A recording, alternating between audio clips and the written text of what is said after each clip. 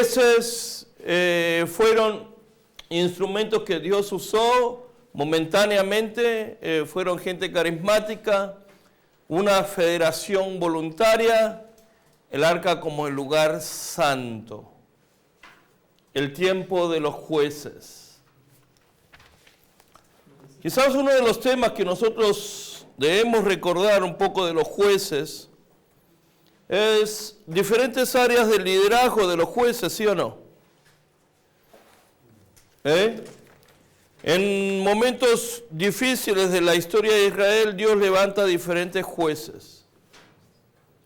Le dije, ¿qué sería de nuestra vida si Dios escogiera otra vez a los jueces como los jueces de aquellos tiempos?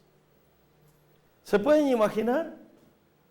Uno que corta el becerro en pedazos y envía a todas las tribus, o el que uno que haga pedazos toda la carne y enviar a todos los tribus. ¿Puede imaginar a Sansón? ¡Qué historias!, ¿no? ¿Pueden imaginarse aún Débora? ¡Wow! Podemos ver diferentes áreas de liderazgo a través de los jueces. Y creo que una de las áreas que nos da a enseñar los jueces es quizás la fragmentación en el liderazgo. Hay un lenguaje muy fuerte de guerra en los jueces, la lucha. Pero uno de los aspectos muy claros que podemos ver a través de todos los jueces es una fragmentación del liderazgo. Y muchas veces, para pensar simplemente en los jueces, me llego a preguntar en nuestra realidad de liderazgo hoy de la iglesia en América Latina. ¿No estamos viviendo esos problemas nosotros hoy? Fragmentación de la iglesia en América Latina. Fragmentación de los líderes de las iglesias en América Latina. Creo que estamos sufriendo serios problemas de aquella fragmentación hoy. Y no es solamente la iglesia en América Latina, sino la iglesia en general que hay en diferentes lados. La iglesia cristiana creo que está pasando un problema muy serio en ese aspecto de la fragmentación. La iglesia está más dividida que no sé qué explicar. Y muchas veces nosotros hablamos, Dios está queriendo la unidad de su pueblo, ¿sí o no? Jesús dice que seamos uno. Y Jesús va a venir a buscar, ¿cuántas novias? Una. ¿Y hoy en día cuántas novias hay?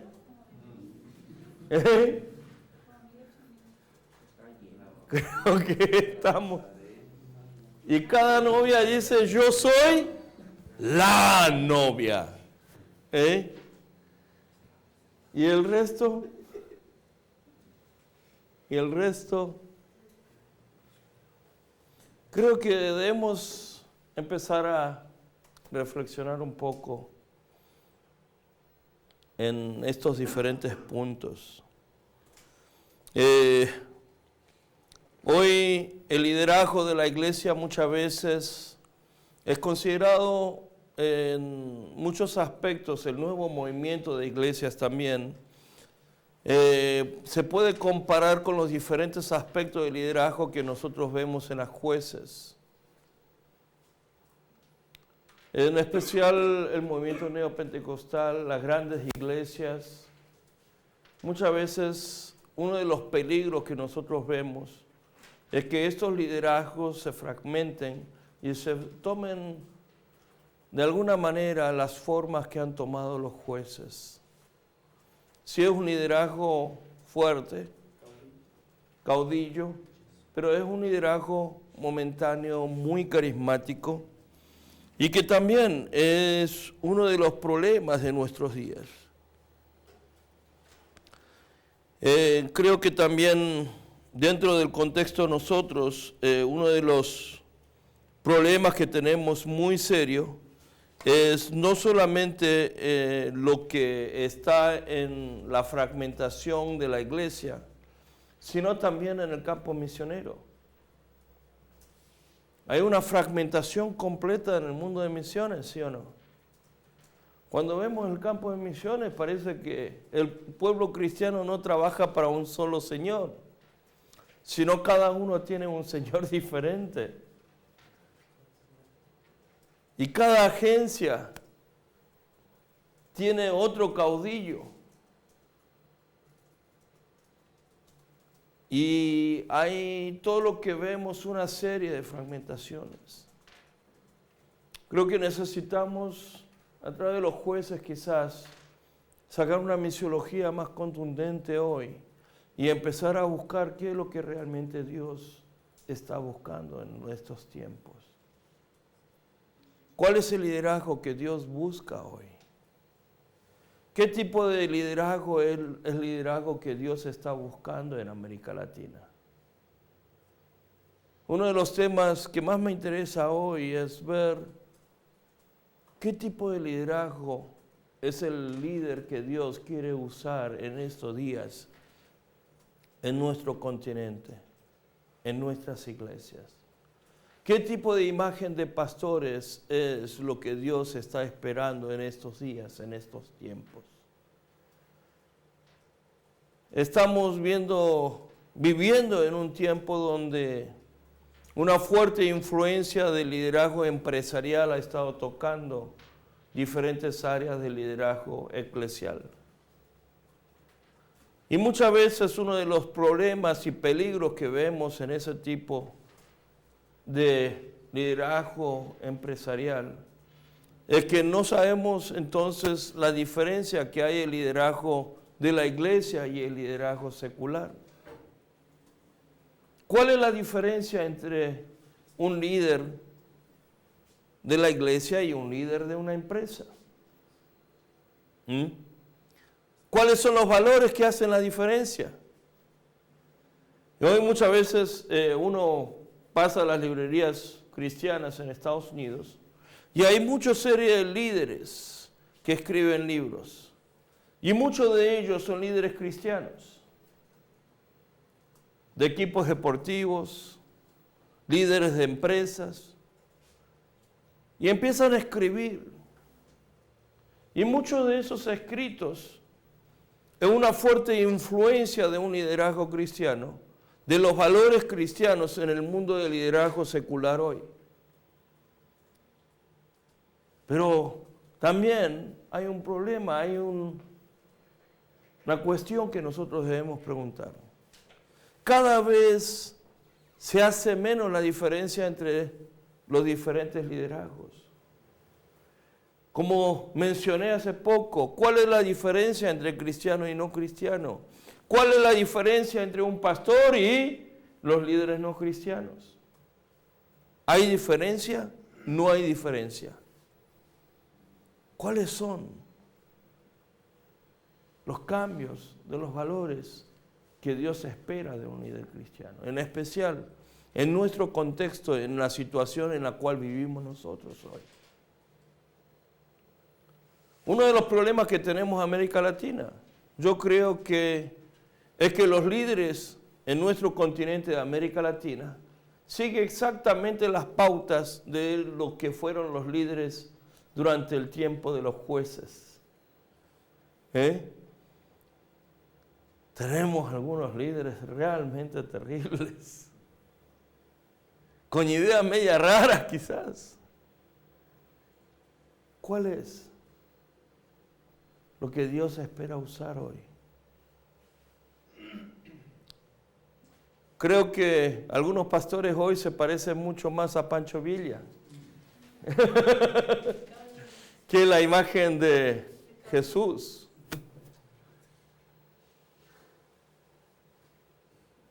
Y la pregunta es así? Hay algunos pastores que les gusta más agarrar su revólver y darle nomás a todo lo que no le obedecen en su congregación.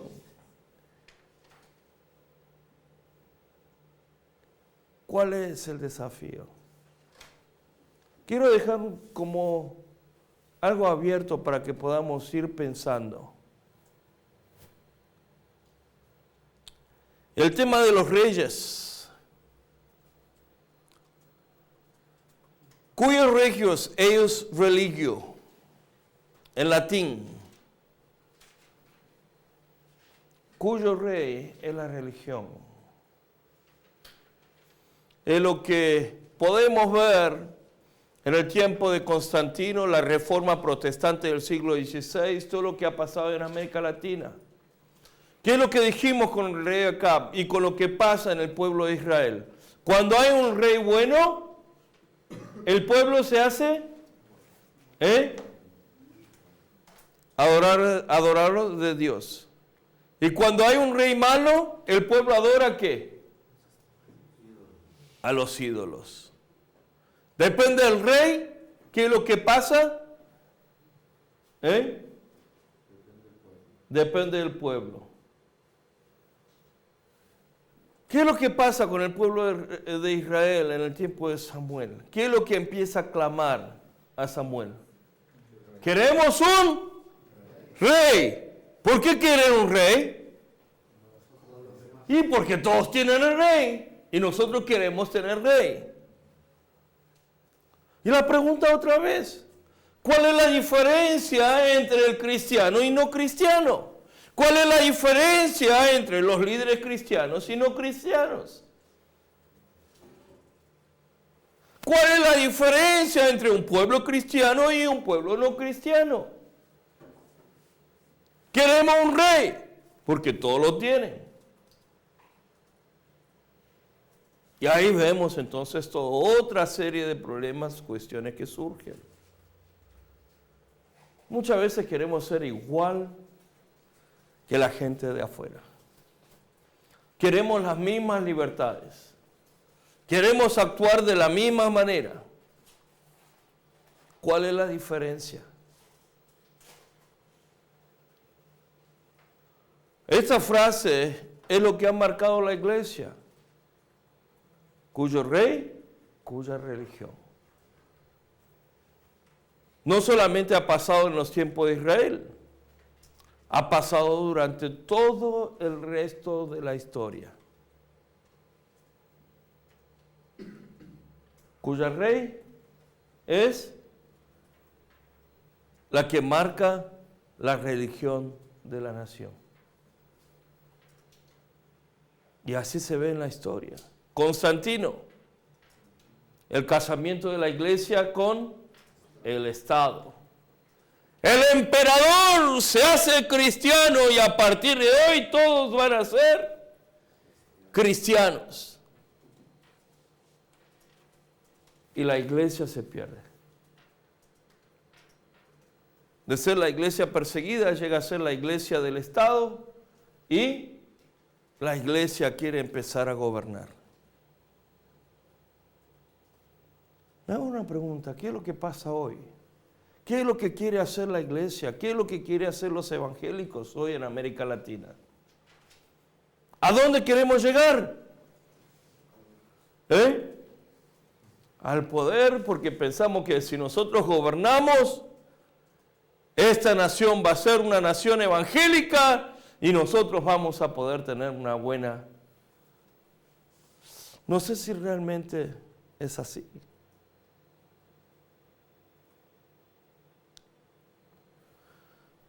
Cuyos regios y religios siguen nomás, no solamente todo el imperio de Roma.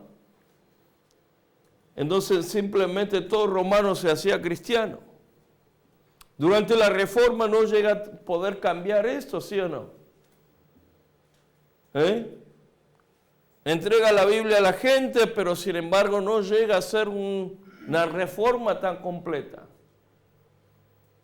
Todo lo que nace en Alemania van a ser ¿qué? Cristianos. creo que tenemos una serie de historias que nos repite. Reyes, tenemos primero Saúl, David, rey, sacerdote, palacios, templo, una alta cultura, todo lo que es la vida de David. Pero vamos a empezar a preguntar, ¿cuándo David estuvo tan cerca de Dios? Como el rey. ¿Cuándo estuvo David tan cerca de Dios? ¿Cuándo David escribe todos los salmos? ¿En el palacio? No. Todos los salmos de David son escritos en tiempo de persecución, en los momentos difíciles. ¿Qué pasa cuando David está en el palacio? Uy, empieza a echar los ojos por ahí, a pasear por ahí.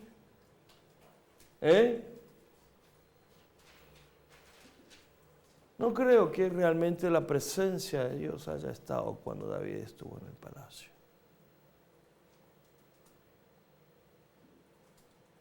¿Qué pasa con Salomón? ¿Qué pasa con aquel Salomón que clama a Dios por la sabiduría? ¿Y qué pasa en los grandes momentos de su reino?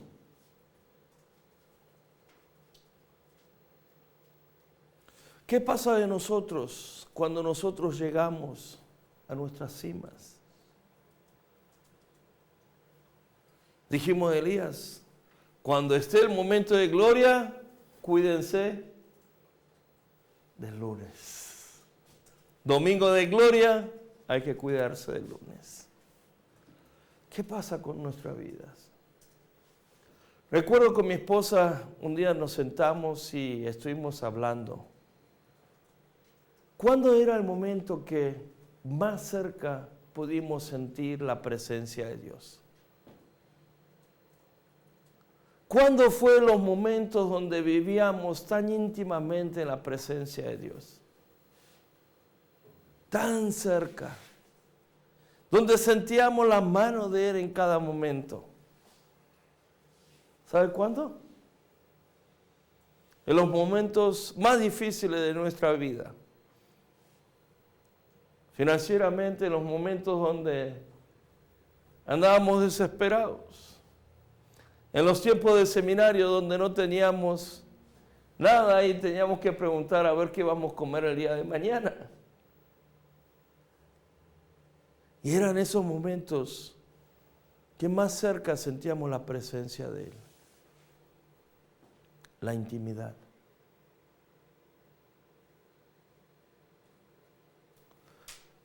Creo que son diferentes temas que tenemos que empezar a reflexionar. Hay todo un cambio de temas durante todo el reinado de Salomón. Y después los reyes siguientes, ni imaginemos.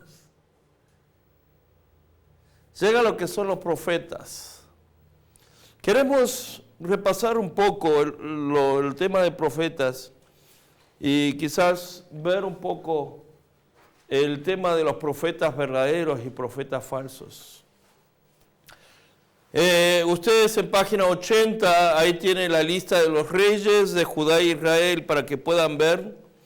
Y ustedes también tienen ahí la lista de los profetas, todos los profetas desde antes de Samuel, la monarquía, la división de monarquía y después todos los siglos siguientes de la lista de profetas mayores y menores.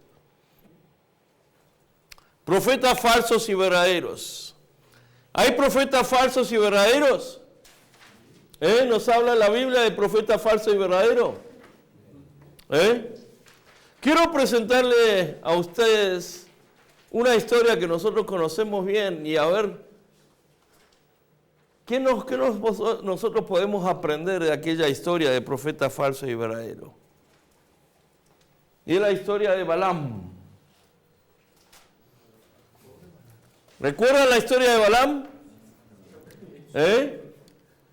Quizás no recordamos mucho porque no está en ni primero o segundo Samuel, ni el libro de Crónicas, ni en Reyes, si no se encuentra la historia de Balaam. ¿En qué libro? En Números. Ahí en medio de todos los estatutos y reglamentos aparece la historia de Balaam.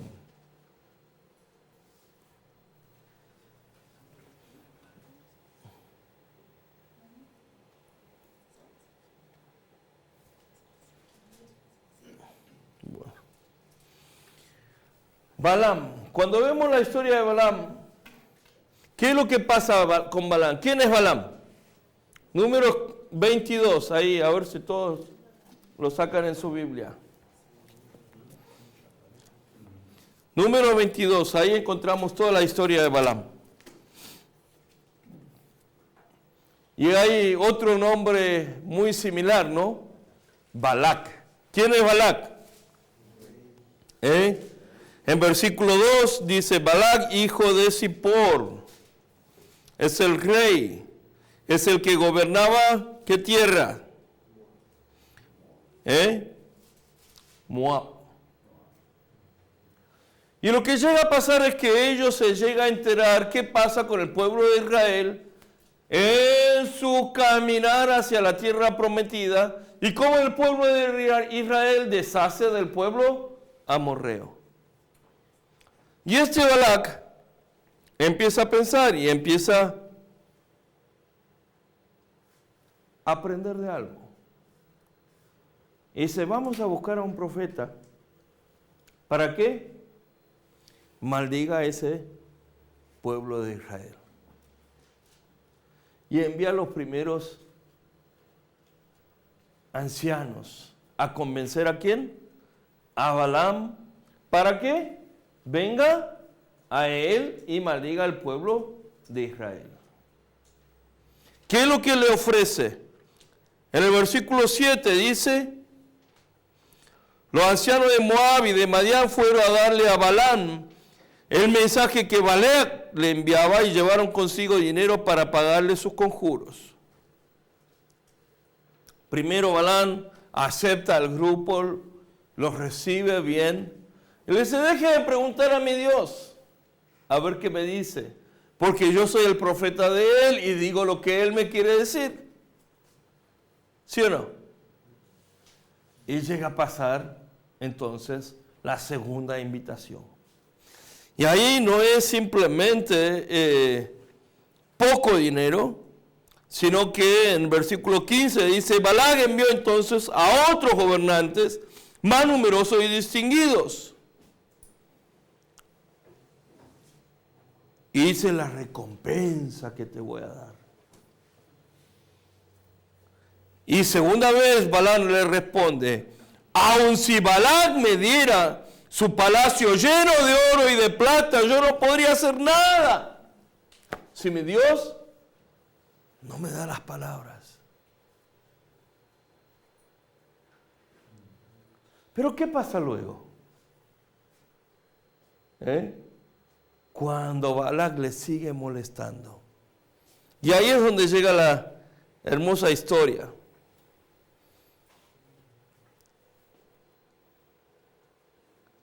Ahí está el asno de Balaam. Y Balaam se sube al asno. ¿Es la historia, sí o no?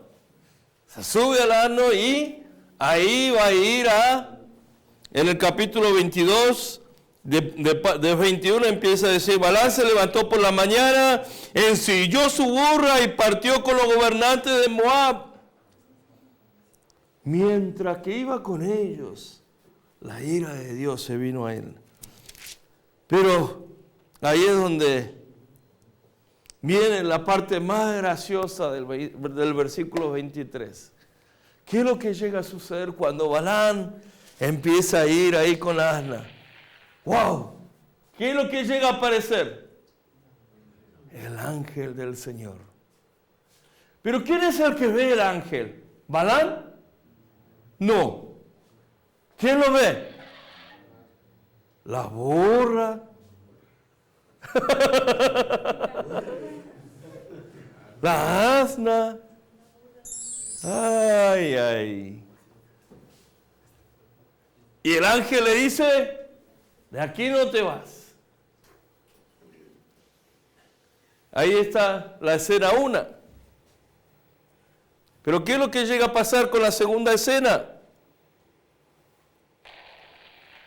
Otra vez.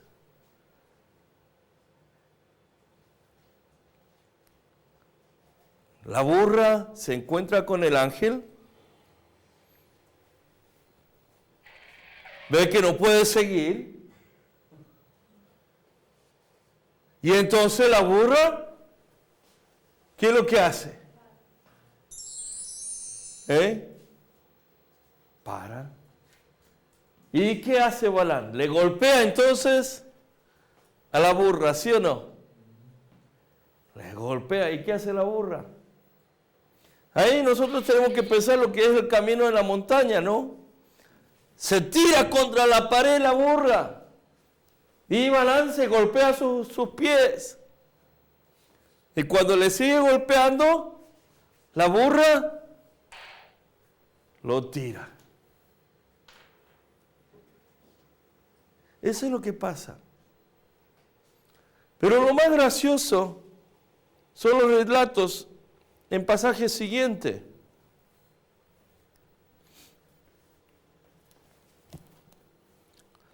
Versículo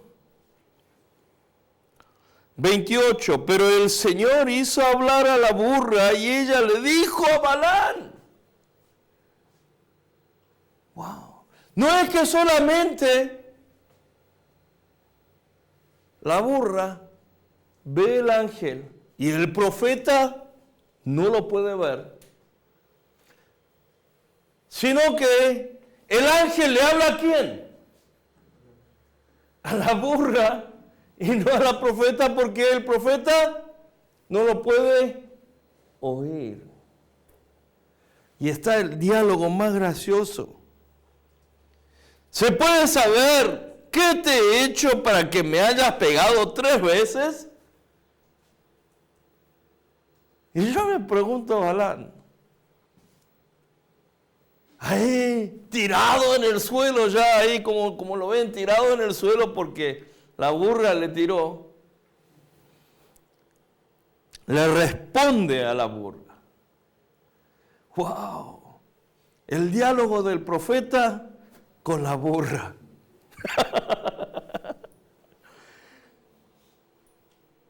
Te has venido burlando de mí. Si hubiera tenido una espada en la mano, te hubiese matado en el momento. ¡Wow! Al menos se dio cuenta que la burra se anduvo burlando de él, ¿no? Al menos eso se da cuenta. Y tiene que hablar con la burra y el diálogo. Ahí está toda una teología. El diálogo del profeta con la burra. Y dice, la burra le contestó a Balán: ¿acaso no soy la burra sobre la que siempre has montado hasta el día de hoy? ¿Y alguna vez te hice algo así? Yo me pregunto. Y tan graciosa la imagen, ¿no? La conversación del Balán con la burra. Y la burra que la habla.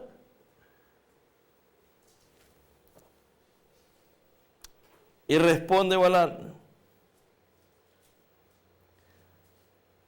El Señor le abrió los ojos de Balán y éste pudo ver el ángel del Señor en el camino y empuñando la espada. Balán se inclinó entonces y se postró rostro en tierra. Y nosotros vemos todo el resto de la historia. Balán termina bendeciendo al pueblo de Israel en lugar de maldecir. Pero qué historia, ¿no? ¿Quién es el profeta ¿Balán o la burra? ¿Eh? ¿Quién es profeta ahí? ¿Balán o la burra? ¿Balán? Yo creo que el que es hablado ahí es lo que llega a pasar ahí con el burro, con la burra. Hay dos pasajes, uno en Deuteronomio 23, 4, 5. Y ahí es donde nosotros podemos ver un poco lo que llega a pasar.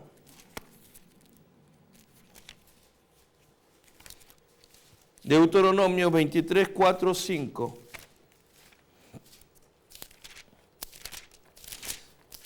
Cuando vamos ahí, dice, porque no te ofrecieron pan y agua cuando cruzaste por su territorio, después de haber salido de Egipto. Además, emplearon a Balán, hijo de Beor, originario de Peor de Aram, Naharayim, para que te maldijera. Sin embargo, por el amor que el Señor, tu Dios, siente por ti, no quiso el Señor escuchar a Balán, y cambió la maldición en bendición.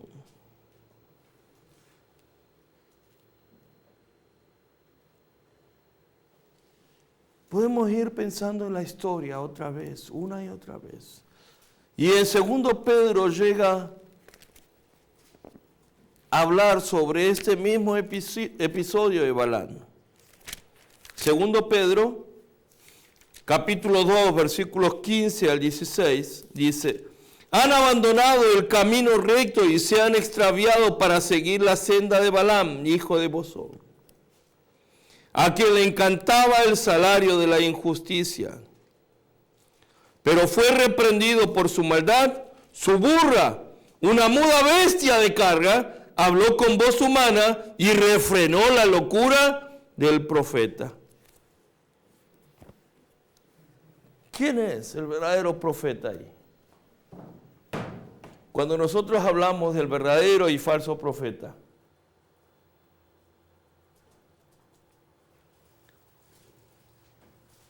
nosotros podemos ver esta historia e ir pensando muy bien lo que llega a suceder en el relato.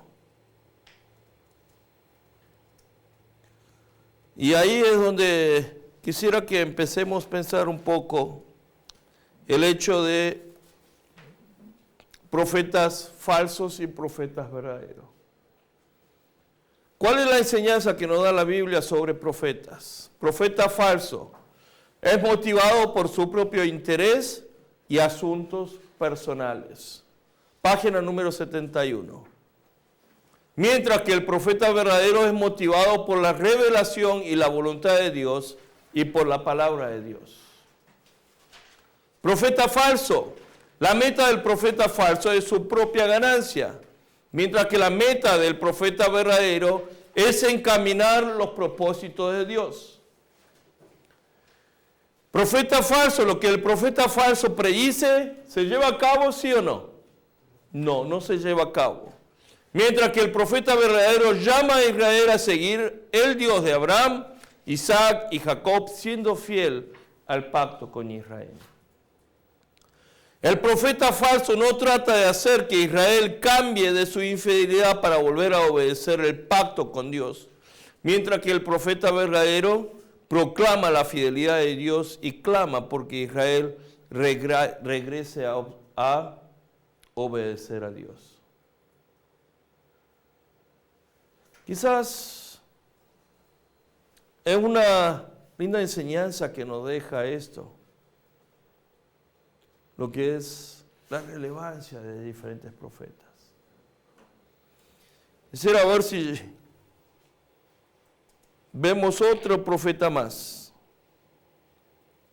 muy conocido por nosotros, y realmente se me extrañó de que ayer cuando estuvimos escribiendo los versículos y los pasajes, que no haya habido ningún pasaje de Jonás, que nadie haya tocado el libro de Jonás. es un libro donde realmente habla así de el desafío misionero. Todos nosotros conocemos la historia de Jonás muy bien, ¿sí o no? Hay un libro que quisiera recomendarle a ustedes, es Jonas and the Worm, Jonás y el gusano. Es escrito por la hermana Jill Briscoe. Es un pequeño librito escrito para los chicos del jardín de infantes. Es un libro muy sencillo, muy fácil, y creo que ustedes lo pueden llegar a entender. Está en inglés, no creo que está traducido. Sería bueno si alguien traduce. Es uno de los mejores libros sobre la misiología.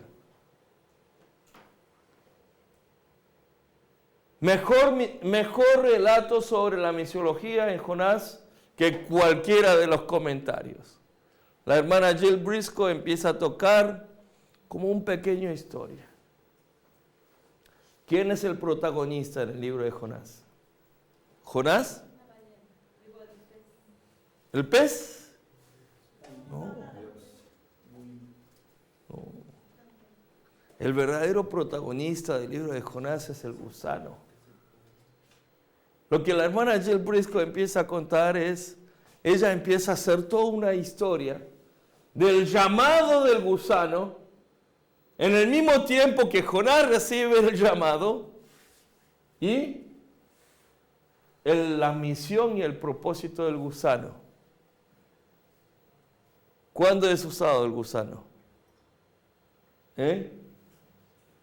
Cuando Jonás sobre el monte empieza a quejarse y empieza a descansar ahí, y el gusano le come las hojas que Jonás lo usaba de sombra y se queja. Es un lindo libro. Muchas veces recuerdo que hacía, para que pudieran ver el video de VeggieTales. Ahí también en el video de VeggieTales explica muy bien toda la historia de Jonás.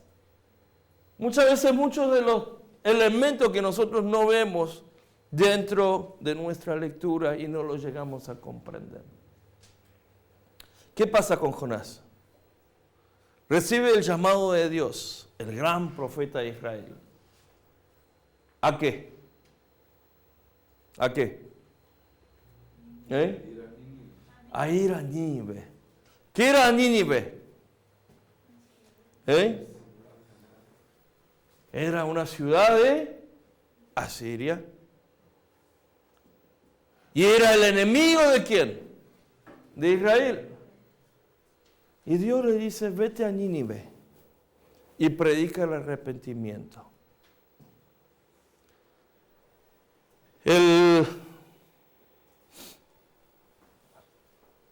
Johannes Verkuyl, un gran misiólogo, relata el libro de Jonás con diferentes escenas, como si fuese un teatro. Dice la escena número 1. Jonás recibe el llamado para ir a Nínive, 1 a 2, y Jonás se niega a ir allí. Y de la misma manera como me pasó con mi experiencia que, como les dije ayer, cuando alguien me llamó de Nueva York para que venga a capacitar, me volé para Los Ángeles. Jonás trató de ir al otro extremo. Aquí tenemos el mapa del recorrido. Jonás recibe el llamado, se va a Jopa y se toma el barco para escaparse muy lejos de Nínive. Y aquí podemos ver la primera escena. Segunda escena. Dios responde en la lucha de Jonás mandando una tormenta. Y los navegantes gentiles empiezan a entender que algo sucede ahí. Ahí en el relato del barco le quiero hacer una pregunta. ¿Quién es el que entiende mejor a Dios? ¿Jonás o los que navegan? ¿Quién es el que tiene más misericordia, Jonás o el que navega?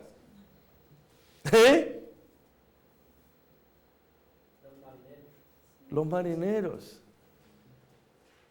Los marineros gentiles entienden mejor que Jonás el mismo. ¿Qué pasa luego? Escena 3. Dios prevé un pez grande y ahí Jonás llega a tener su tiempo del desierto, que tantos hablamos. Escena 4. Ahí Jonás empieza a implorar a Dios hacia un rescate desde allí. Y Jonás empieza a tener un diálogo con Dios. Cuando Jonás sale, empieza a ir hacia Nínive. Pero una de las cosas que nos olvidamos es el mensaje que Jonás predica ahí en Nínive. ¿Qué es lo que dice Dios a Jonás? Ved a Nínive en versículo 1 y 2 de Jonás. A ver si alguien lo puede leer.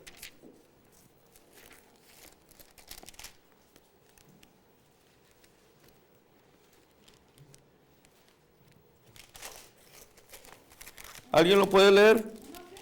1 y 2.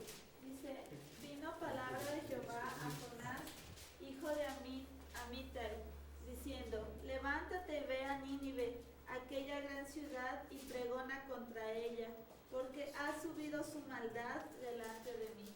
Ajá. Y ahí Dios le está diciendo, pregona contra Nínive. Habla contra Nínive. ¿Qué es el mensaje que Dios le dice a Jonás a ir a predicar allá? Es un mensaje de restauración, arrepentimiento, ¿sí o no? Pero quiero que ustedes entiendan después qué pasa luego cuando Jonás va en la escena 6 y predica el mensaje. En capítulo 3, versículo 1 al 4, después 5 al 10. ¿Cuál es el mensaje que Jonás predica allí cuando llega a Nínive? Vino palabra de Jehová por segunda vez a Jonás, diciendo, levántate y ve a Nínive, aquella gran ciudad, y proclama en ella el mensaje que yo te diré. Y se levantó Jonás y fue a Nínive conforme a la palabra de Jehová, y era Nínive ciudad grande en extremo, de 3 días de camino. Y comenzó Jonás a entrar por la ciudad camino de un día, y predicaba diciendo, de aquí a 40 días Nínive será destruida. ¿Hasta 6? Okay. Y los hombres de Nínive creyeron a Dios, y proclamaron ayuno, y se vistieron de cilicio desde el mayor hasta el menor de ellos. Y llegó la noticia hasta el rey de Nínive, y se levantó de su silla, se despojó de su vestido, y se cubrió de cilicio, y se sentó sobre ceniza. E hizo proclamar y anunciar en Nínive por mandato del rey de sus grandes, diciendo, hombres y animales, bueyes y ovejas, no gusten cosa alguna, no se les dé alimento ni beban agua, sino cúbranse de cilicio hombres y animales y clamen a Dios fuertemente, y conviértanse cada uno de su mal camino, de la rapiña que hay en sus manos. ¿Quién sabe si se volverá y se arrepentirá Dios y se apartará del ardor de su ira y no pereceremos? Y vio Dios lo que hicieron, que se convirtieron de su mal camino y se arrepintió del mal que había dicho que les haría y no lo hizo. Cuando empezamos a pensar aquí en el mensaje de Jonás y lo que Dios empieza a decir a Jonás, Jonás va ahí y proclama ¿qué? Destrucción. Nínive será destruida en 40 días. ¿Hay una opción ahí? El odio que tenía Jonás por todo el pueblo de Nínive. Ahí recuerdo todavía ese dibujito de VeggieTales, de la historia de Jonás. Ahí de la carreta de la gente de Nínive, la gente mala, sangrienta. El mensaje de Dios era pregona. ¿Cuál es lo que Dios tenía en el corazón? ¿Destrucción de Nínive? No. Era un mensaje de qué? De arrepentimiento y restauración. ¿Qué es el mensaje, sin embargo, que Jonás predica ahí? Nínive será destruida. Con todo el corazón ahí, de querer ver la destrucción de Nínive. Nínive será destruida. ¿Predica Jonás el mensaje de Dios?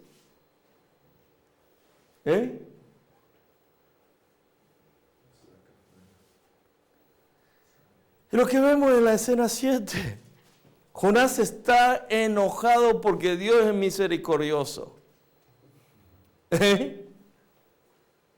Y le dice a Dios, ya supe que no ibas a destruir a Nínive, por eso no quería venir aquí.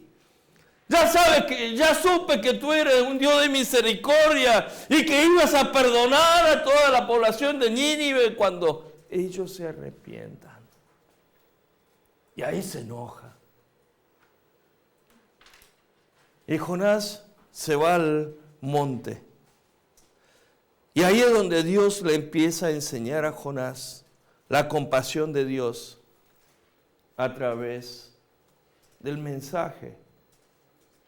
Ahí es donde Dios le habla a Jonás. Es una pregunta. ¿Jonás es verdadero profeta?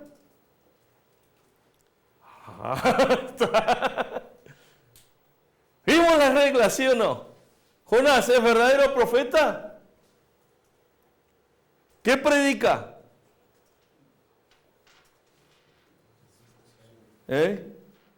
¿Qué pasa cuando las profecías no se cumplen? ¿Es falso profeta? ¡Wow! Qué conflicto que tenemos ahí, ¿no? Profetas verdaderos, profetas falsos. La misiología que hay en Jonás. ¿Qué es lo que Dios nos da a entender? ¿Qué es lo que Dios le habla a Jonás?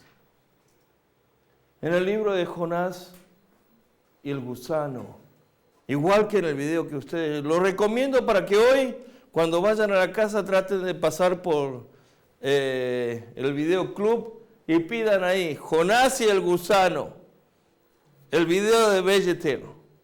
Lo recomiendo para que lo puedan ver.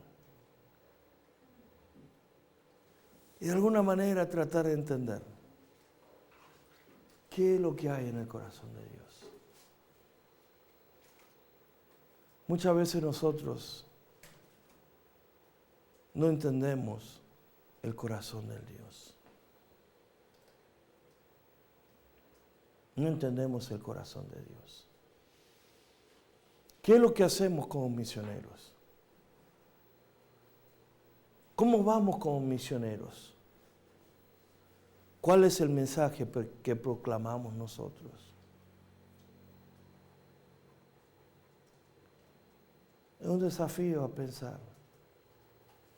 A través de Jonás, en una reflexión misiológica.